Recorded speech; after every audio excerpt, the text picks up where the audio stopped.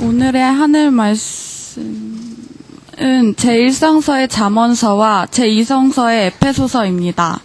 먼저 잠언서 9장 1절에서 6절을 읽겠습니다. 지혜가 7 기둥을 세워 제 집을 짓고 소를 잡고 수를 따라 손수 잔치를 베푼다.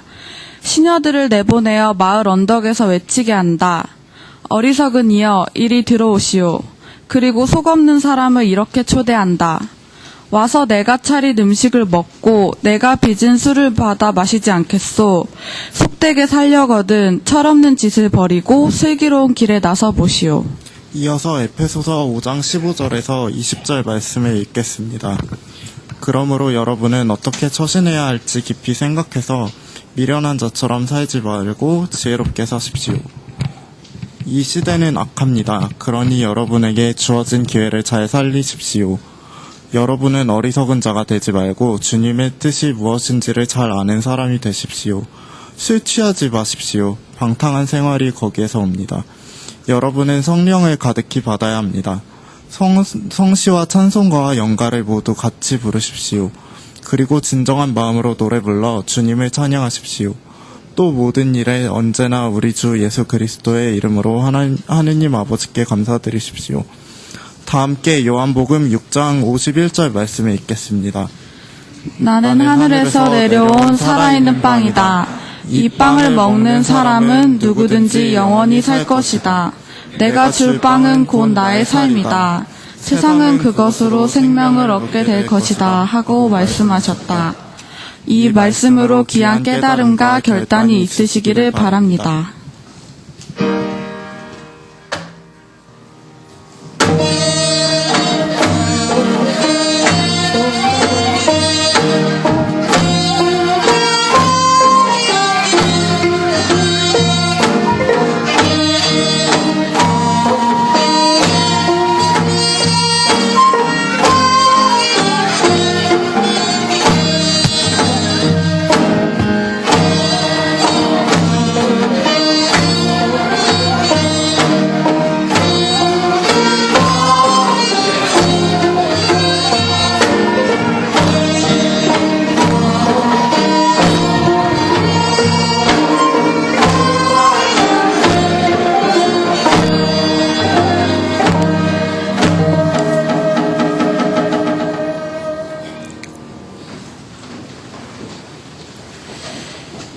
일어서서 말씀을 귀로 들으시기 바랍니다.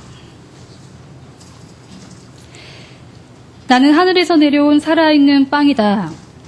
이 빵을 먹는 사람은 누구든지 영원히 살 것이다. 내가 줄 빵은 곧 나의 살이다. 세상은 그것으로 생명을 얻게 될 것이다 하고 말씀하셨다. 유다인들이 이 말씀을 듣고 이 사람이 어떻게 자기 살을 우리에게 먹으라고 내어줄 수 있단 말인가 하며 서로 따졌다. 예수께서는 다시 이렇게 말씀하셨다. 정말 잘 들어라. 만일 너희가 사람의 아들의 살과 피를 먹고 마시지 않으면 너희 안에 생명을 간직하지 못할 것이다.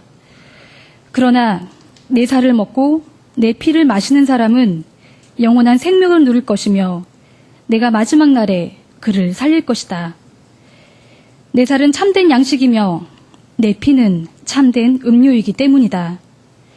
내 살을 먹고 내 피를 마시는 사람은 내 안에서 살고 나도 그 안에서 산다. 살아계신 아버지께서 나를 보내셨고 내가 아버지의 힘으로 사는 것과 같이 나를 먹는 사람도 나의 힘으로 살 것이다. 이것이 바로 하늘에서 내려온 빵이다. 이 빵은 너희의 조상들이 먹고도 결국 죽어간 그런 빵이 아니다. 이 빵을 먹는 사람은 영원히 살 것이다. 이는 주님의 말씀입니다.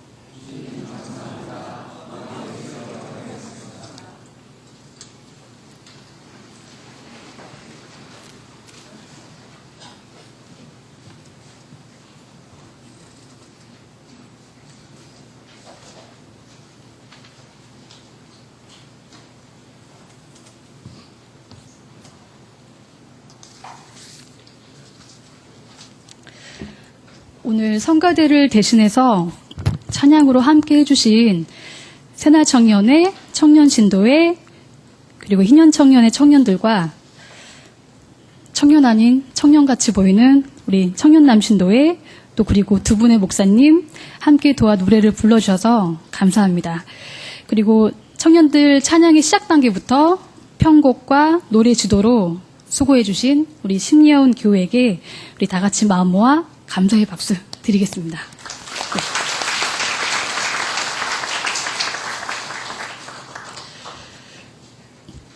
혹시 오늘의 이 노래의 제목인 상록수 하면 혹시 어떤 나무가 떠오르세요?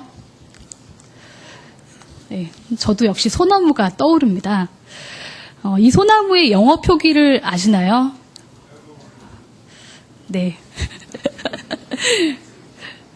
이 영어 표기로는 이렇게 얘기하더라고요. Japanese red pine.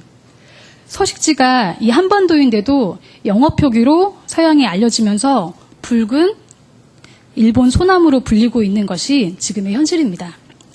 사실 소나무 외에도 4,100여 종의 영문 이름에 외국 지명이 들어가 있습니다. 그래서 이번 국립수목원은 우리나라 자생식물에 이 영어 표기에 일본 등 다른 국가명이 들어간 식물 이름을 새로 정리한다라고 밝혔습니다. 분명히 한국에서만 자라는 독특한 식물임에도 이 제페니즈를 붙인 영어식 표기로 불려지고 있다는 것은 참 슬픈 현실이 아닐 수 없습니다. 올해로 광복 70도를 맞습니다. 어제는 광복절을 맞아서 굉장히 분주하게 또 평화통일을 위해 시위와 모임으로 많이들 함께 하셨을 것입니다. 우리나라가 해방된 지 70년. 우리에게는 어떤 변화가 일어났을까요? 일제 청산이 완전히 이루어졌습니까? 박근혜 씨 일가를 통해서도 아시겠지만 일제 치하 시절 일본 앞잡이 노릇을 하면서 권력을 탐하던 친일 세력이 해방 이후에 그대로 힘을 갖고 떵떵거리며 살고 있는 이 시대를 살아갑니다. 광복 70도에 대해서 KBS 이사장 이인호 씨가 지난 13일 언론기고를 통해 광복은 1945년이 아니라 이승만 정부 수립해인 1948년으로 해야 한다라고 주장을 했습니다. 이렇게 되면 1945년을 중심으로 친일과 독립운동가라는 구도가 아닌 1945년을 기점으로 좌익과 우익 구조로 바뀌게 되어서 친일파 문제가 묻히게 됩니다. 역사의 초점이 확연히 달라지는 것이죠. 지난 일본 방송을 통한 박근혜 씨의 동생 박근영 씨의 인터뷰 내용입니다. 1960년대 한일 국교 정상화로 경제 재건을 이룬 만큼 일본에 보상 요구를 하는 것은 부적절하다. 우리가 위안부의 그 여사님들을 잘 더 챙기지 않고 자꾸만 일본만 타박한 뉴스만 나간 것에 대해서 죄송스럽게 생각하고 그런 뉴스가 나가기를 아주 좋아하는 세력들과 우리가 지금 맞서고 있다.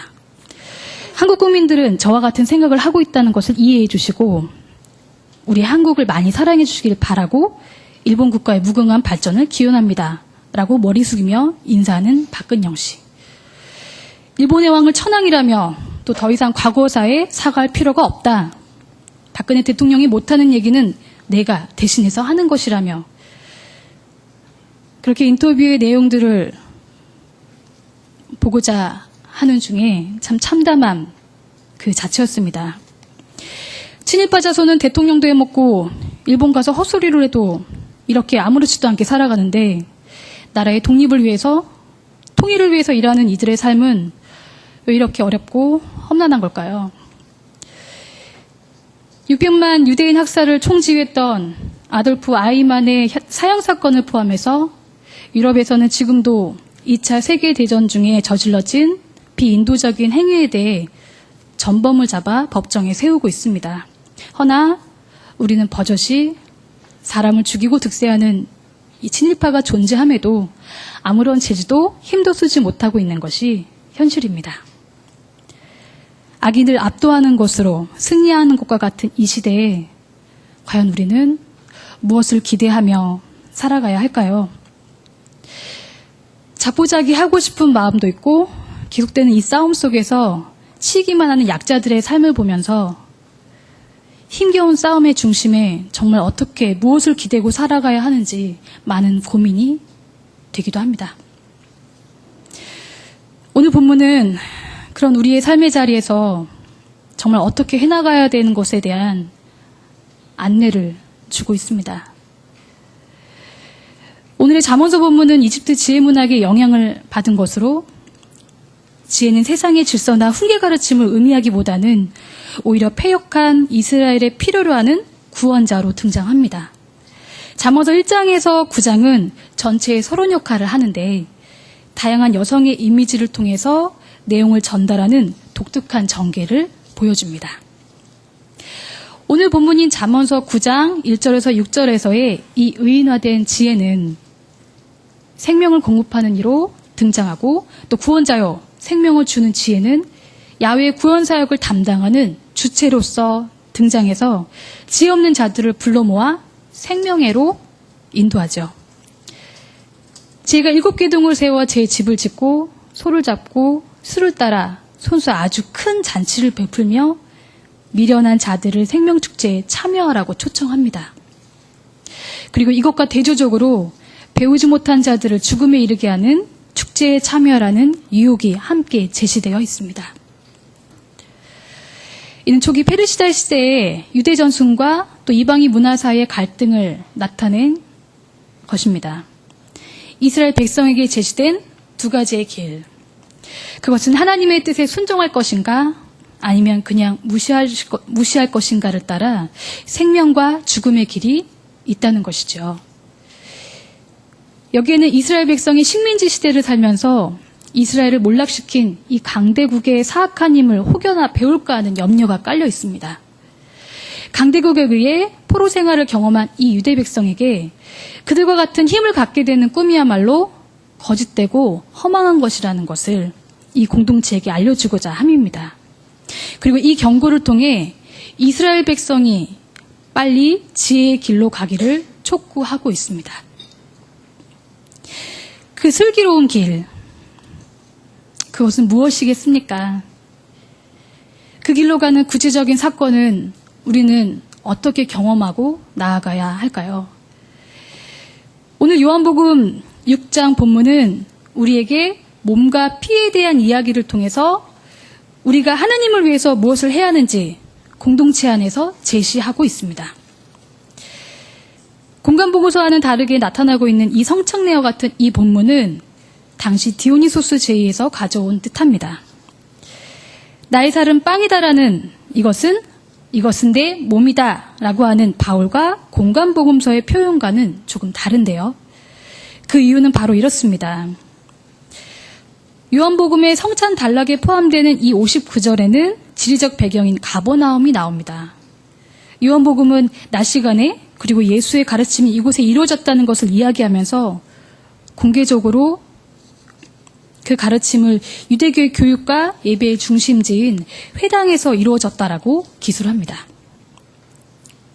예수가 하느님의 아들이라는 것, 자신의 정체성을 드러내 유대교와 정면 도전하겠다는 것. 요한의 성찬은 그리스 로마의 영향을 받았는데 이것은 유월절 식사 전통에서 있는 공간복음서와 바울의 기록과는 대조적입니다. 여러 가지 디오니소스의 특징 중에서 포도주와 식인 의식은 요한복음서의 성찬과 아주 관련이 깊습니다. 요한은 디오니소스의 모델을 따라 기록하였는데 이 디오니소스의 제의에서 행하는 날고기를 찢어먹는 의식인 식인 풍속의 형태를 취합니다. 디오니소스는 포도주와 황효경의 신입니다. 예로부터 디오니소스는 포도주와 관련된 기적을 행한다고 간주되었습니다. 그리고 숭배자들은 포도주를 마심으로써 디오니소스 신 자체를 자신 안으로 받아들인다고 믿었습니다. 술을 마시면 신이 인간에게 들어와 신과 인간이 하나가 된다고 하는 생각. 이 디오니소스 술잔치의 절정은 소의 생사를 조각조각 뜯어서 그 생사를 먹는 의식입니다. 그 찢겨지고 조각난 동물의 살은 신의 성육신으로 간주되어 이 숭배자들은 피가 흐르는 살을 먹는 예배적 행위가 생생한 디오니소스의 힘을 먹는다고 믿었습니다. 그리고 이 제의에 사용된 가장 흔한 동물은 황소였는데 그 이유는 황소가 고대 문헌에서 디오니소스의 현현이라고 묘사되었기 때문입니다.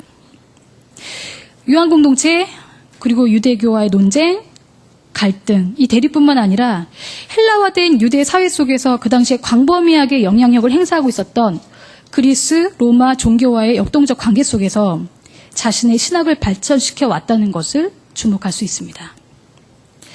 유대교와 그리스, 로마와 비교할 때 초대 기독교는 소수자였습니다. 그러기에 당시 광범위하게 퍼져있던 이 디오니소스에 대한 모방과 변형, 경쟁을 통해 예수를 보다 더 나은 디오니소스로 묘사하는 것은 어쩌면 종교가 취할 수 있었던 하나의 효과적인 방편이었을 수도 있겠습니다. 우리는 여기서 51절 후반부에 나오는 이 살아있는 살, 이것은 디오니소스 제2의 식인주의 풍속을 차용하지만 실제 다른 점이 있다는 것을 발견하게 됩니다.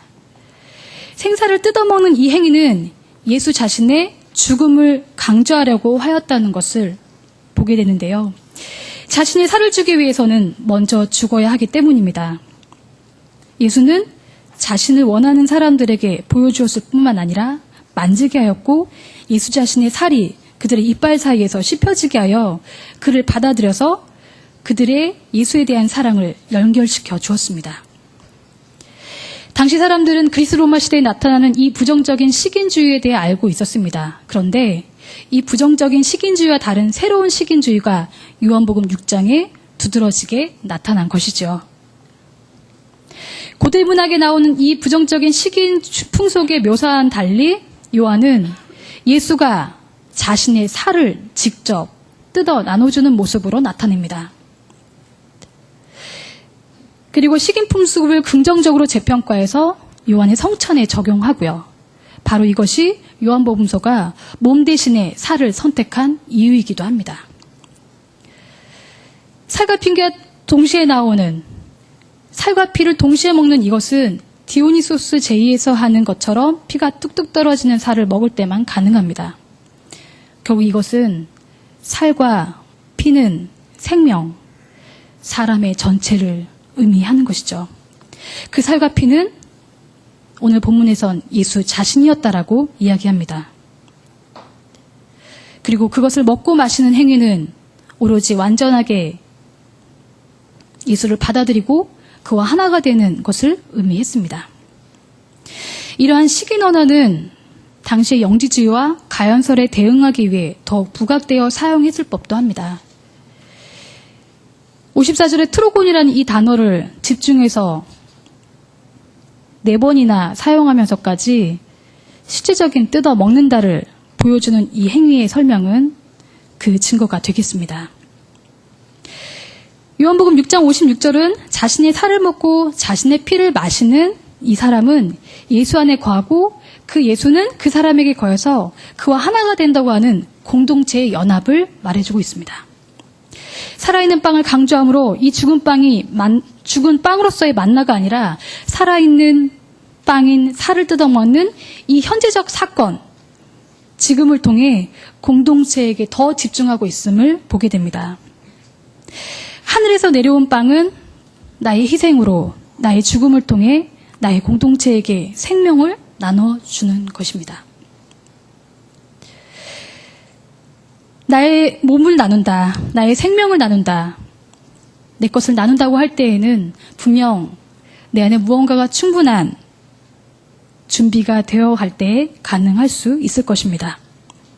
오늘 에페소 본문은 그리스도의 지혜에 대해서 이야기하는데 사실 그 에페소는 터키에 위치한 소아시아 에게의 연안에 있는 도시로 고대 그리스의 아테네에 의해 건립된 식민도시입니다.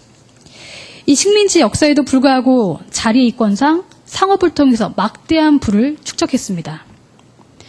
기원전 6세기에 건축한 웅대한 아르테미스 신전, 그리고 로마 제국 시대에 건축된 소아시아에서 가장 큰 로마식 건물인 도미티아누스 신전으로도 유명한 곳입니다. 이 에페소를 향한 바울로의 공고는 이렇습니다. 빛의 자녀로 살아가기를 촉구하는 전개로 그리스도교적인 실존의 위협을 의식하게 되었고 에페소의 사항상 어둠의 침입에 대해서 힘을 다해서 저항하라고 공동체를 향해 가르치고 있습니다. 공동체 모임에서 술에 취하는 것, 술에 의지하는 이 삶을 경계할 것을 한 번 더 말해주고 있습니다. 저희는 술을 마십니다.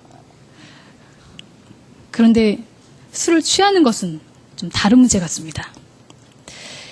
이 술에 취한다는 것, 이것은 곧 술에 의지하는 삶을 경계하라는 말씀이겠죠.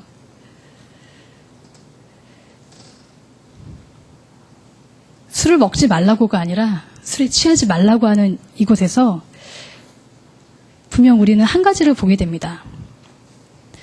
에베소의 역사적 정황 속에서 이 술에 취한 삶을 산다는 것은 온전한 나를 나타내기보다는 무엇인가에 의지하는 삶을 살고 있다라는 것, 그리고 술 이상의 더 큰 의미로는 그 사회 안에서의 휩쓸려 살아가는 문화, 종교, 그리고 부와 권력에 힘입어서 그 모든 것에 의지하여 살아가는 취한 삶일 것입니다. 지금의 박근혜 정권이 무엇에 취해 있습니까? 왜 우리가 박근혜 공주님이라고 이야기할까요? 현 정권은 이미 힘과 권력에 취해 있습니다. 그러니 자신의 본 모습을 나눌 힘도 없고 또 그래서 그렇게 나눠 본 적도 없는 이들이기 때문에 사람들의 마음을 이해할 수도 없을 뿐더러 사람과 마음을 나눌 수 있는 힘이 없습니다. 그러니 독재는 더 강화되고 소통이 부재하게 되는 것은 당연한 것이겠죠. 요한복음의 빵은 곧 예수라고 말합니다. 모세의 빵은 이제 썩을 양식에 위해 일하는 것에 불과하는 말입니다. 왜냐하면 이 모세의 빵은 사람을 배불리기는 하나 생명을 대중 자신에게 주는 것이 아니라 오히려 대중의 생명의 권한을 누가 장악하느냐로 다가갈 수 있습니다. 그러나 하느님의 빵, 이 생명의 빵은 다른 것을 차용하는 것이 아니라 예수 자신, 우리의 삶 자신을 내어주는 것에 있습니다. 대중에게 생명을 되돌려주는 것입니다. 혹여 우리가 하고 있는 평화를 위한 길은 고통받는 이의 시선에서 이야기하기보다는 고통을 거래함으로써 성취감을 얻을 수 있는 부류의 이야기로 전락하고 있지는 않은가 조심히 살펴봐야 할 것입니다. 하느님이 주신 이 귀한 생명의 빵을 받아 또다시 나를 나눠 내가 찢겨 누군가의 입으로 그의 먹임이 되는 삶에는 귀한 평화의 삶이 이루어질 수 있을 것입니다. 오늘 청년들이 부른 노래의 제목은 상록수입니다. 노래의 가사는 이렇죠. 저들의 푸르른 솔잎을 보라. 돌보는 사람도 하나 없는데 비바람 붙들고 눈보라 쳐도 오늘이 끝까지 마음껏 푸르라. 깨치고 나가 끝내 이기리라. 서럽고 쓰리던 지난 날들도 다시는 오지 말라고 땀 흘리리라. 깨우치리라. 거친 들판에서 솔잎대리라. 이 노래는 고 노무현 대통령이 생전에 자주 부르던 노래이기도 합니다. 이 곡을 만든 김민기 씨가 노동 현장에서 운동을 할 때 노동자들이 결혼할 여유가 없는 상황에서 또 합동 결혼식을 올리게 되는데 이때 상록수 노래를 만들어 직접 불러주었다고도 합니다. 그 우리의 현장에서는 투쟁의 노래로 자리 잡게 되었는데요. 이 어려운 시절이었지만 늘 풀을 수 있는 마음, 그 마음을 담아 끝내 살아가자는 다짐이 담겨 있어 우리 모두에게는 힘을 내게 해주는 노래입니다. 요즘 뜨는 암살이란 영화로 김원본 등 잊혀진 독립운동가들이 다시 재조명을 받고 있습니다. 그리고 유관순 외에 알려진 바가 없었던 여성 독립운동가들에 대한 관심이 높아지고 있습니다. 그동안 묻혀 있었던 여성 독립운동가들의 이 재발견은 매우 중요한 일이라 봅니다. 그리고 중심을 가지고 그들의 목숨을 내건 헌신적인 투쟁이 있었기에 사실 오늘날의 광복 70도를 맞이하게 된 것이 아닐까요? 저는 지난주 광복절 직전에 있었던 사건이 하나 떠올랐습니다. 지난 8월 12일 종로구 일본 대사관 앞에서 열린 일본군 위안부 문제 해결을 위한 정기 수요 집회에서 80대의 최연열 씨가 분신을 시도한 일이었습니다. 최은열 씨 아버지는 일제시대 독립운동가로 또 해방 직후에 좌익운동과 관련된 부분으로 독립유공자로 인정받지 못한 것으로 알려졌습니다. 광복 70년을 앞두고 열린 일본군 위안부 문제에 이 역사적 진실마저 부정하는 아베 정부의 역사 왜곡에 항거하기 위해 분신이라는 극단적인 방법을 선택할 수밖에 없었던 안타까운 마음을 금할 수 없습니다. 자신의 몸에 신호를 뿌리고 불을 붙이기까지의 그 마음. 몸을 던져서 어떻게든 위안부 문제가 해결되기를 바라는 그 마음으로 행동한 이 사건이야말로 공동체의 선을 위해 나의 몸을 함께 나누어 줄 수 있는 그 내어주는 삶의 한 모습이지 않을까라는 생각을 하게 됐습니다. 혹시 오늘 제가 하고 있는 이 스톨의 모양이 좀 보이시나요? 네. 제가 존경하는 분으로부터 받은 이 스톨은 그림이 잘 보이지 않으시리라 생각해서 설명을 드리겠는데요. 한쪽에는 잔의 모양, 그리고 한쪽에는 떡의 모양이 그려져 있습니다. 이 스톨을 하면서 저는 마음을 이렇게 좀 잡았는데요. 우리 안에 이것은 주님으로부터 받은 떡이기도 하고 잔이지만 또 한편에 나의 살을 찢어서 담은 나의 살이고 그리고 나의 모든 것들을 담아낸 피라고 생각합니다. 이 마음을 통해서 우리가 함께 공동체 안에서 아낌없는 사랑을 나누고 나의 희생과 나의 고난을 넘어선 공동체 안에서의 더 큰 깊은 삶들을 위해 나아간다면 얼마나 더 뜻깊을까를 생각해 봅니다. 광복 70돌, 이제 우리는 평화 통일의 길로 더 가려고 합니다. 그 가는 길은 이념도 아닌 권력도 아닌 하느님이 주시는 그 귀한 생명의 빵을 받아 또다시 나의 생명을 나눠주어 내가 찢겨 누군가의 입으로 먹임이 되어가는 그 살리는 삶 안에 바로 거기에 생명으로 가는 길, 평화 통일로 가는 길이 가까이 임할 것입니다. 다 함께 침묵으로 기도드리겠습니다.